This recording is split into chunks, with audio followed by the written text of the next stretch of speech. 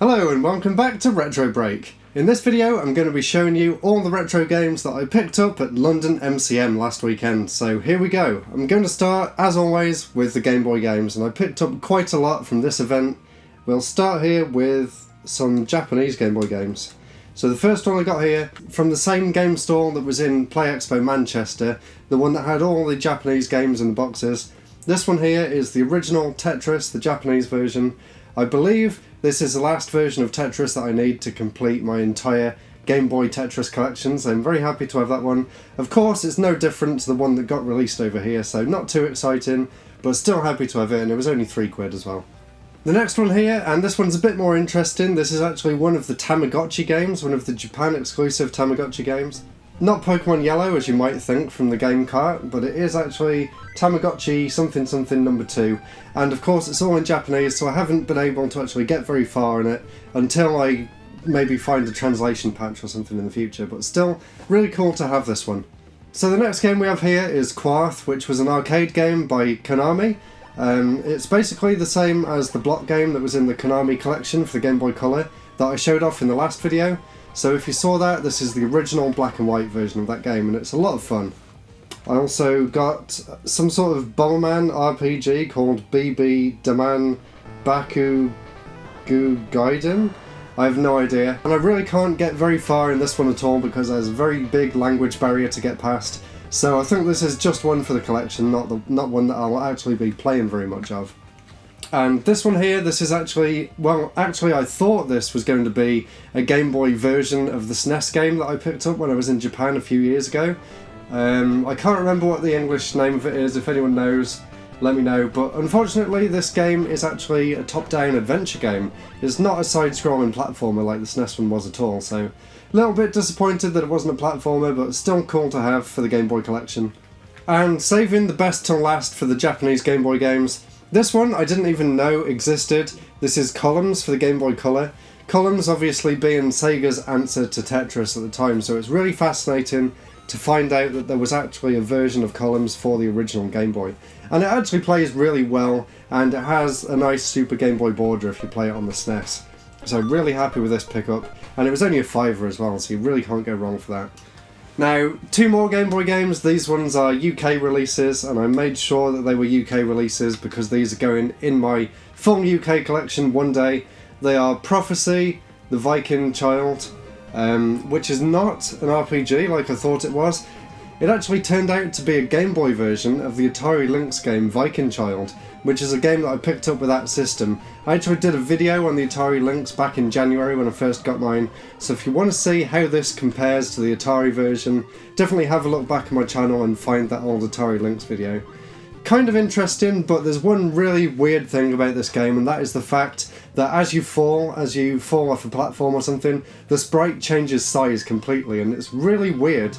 I don't know why they went with that design decision, but I have no idea. Either way, the game seems okay.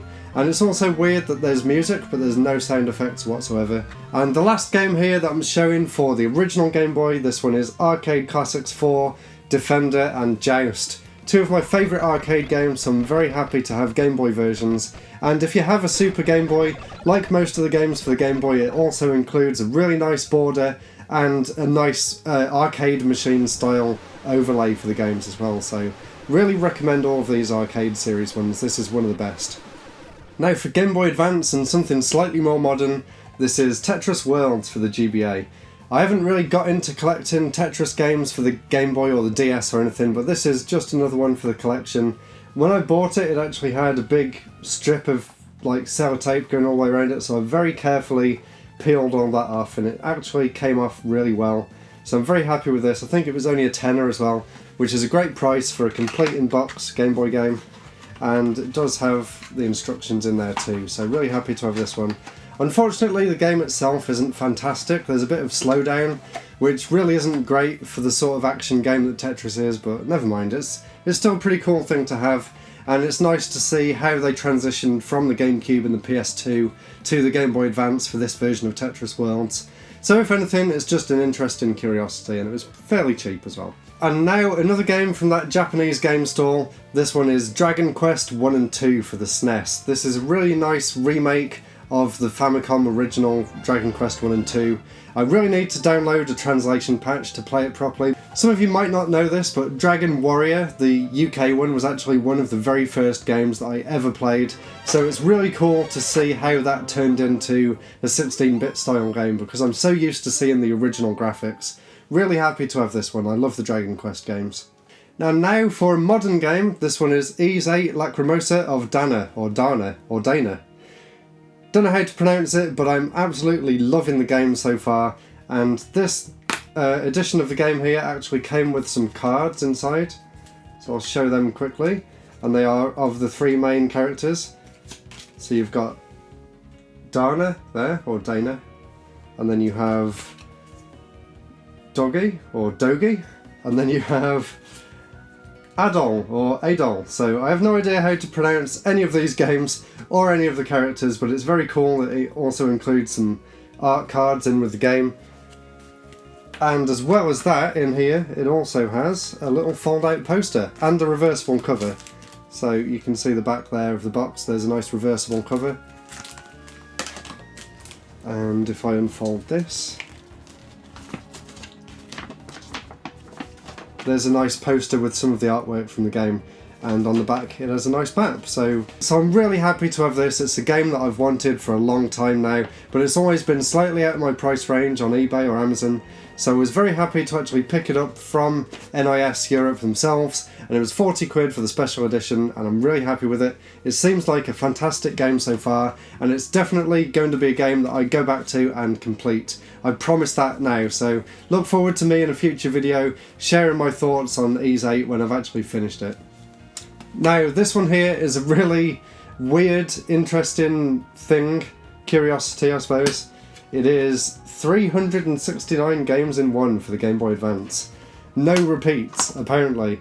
But the main thing about this, and I am going to do a separate video on it in the future, is mostly really weird ROM hacks of NES games, and they all have really weird names. I won't ruin the surprise because it is so funny. I really want to do a video on it on its own, but rest assured it's going to be hilarious, so definitely look forward to that. I've been really enjoying playing some of the games on this. They don't look fantastic on the GBA, but there are some really interesting ROM hacks and some really interesting NES games that I'd never even played before, so it is good for something, and it's definitely a lot of fun to pick up these sort of weird multi-cart things. And now for some PlayStation 1 games, and I picked these games up from Pixel Games UK. They're a new game store that's just started going to the retro markets at the beginning of this year, and I know they watched some of my videos and they gave me a nice discount on these games here. So we've got Final Fantasy IX, which was the only Final Fantasy game on the PlayStation that I didn't already own, so really happy to have this one. This one here is a Worms pinball game, and I didn't even know there was such a thing, so this is a really interesting one to pick up. And the last one I've got here is Micro Machines V3. I've played this before, but I've never actually played it on the PlayStation, so very happy to have all of these. Although, unfortunately, at the minute I don't have a way of recording gameplay from the PlayStation, so you'll just have to imagine what these look like. And now 3 more games and then that's it for this episode, and these are for the PC Engine. So we'll start here with one for the PC Engine CD-ROM. This is Sidearm Special. And I'm very excited to get this one. I just love playing shoot-'em-up games on the PC Engine, and this one looks and sounds really cool. I haven't plugged the system in yet, and once again I don't have a way of recording games for it as yet, but when I do I'll definitely be doing some gameplay of this one in the future. Really looking forward to trying it out. And also really looking forward to trying out these next two, which I haven't had a chance to play yet either. This one is Wonder Momo, or Wonder Momo. A very famous character, and I think she starred in a game recently. It's on Hue Card, there it is. I love the little Hue cards for the PC Engine. Haven't given it a go yet, but it looks like a sort of side-scrolling beat-em-up game, so really love those sort of games. Looking forward to trying that one out.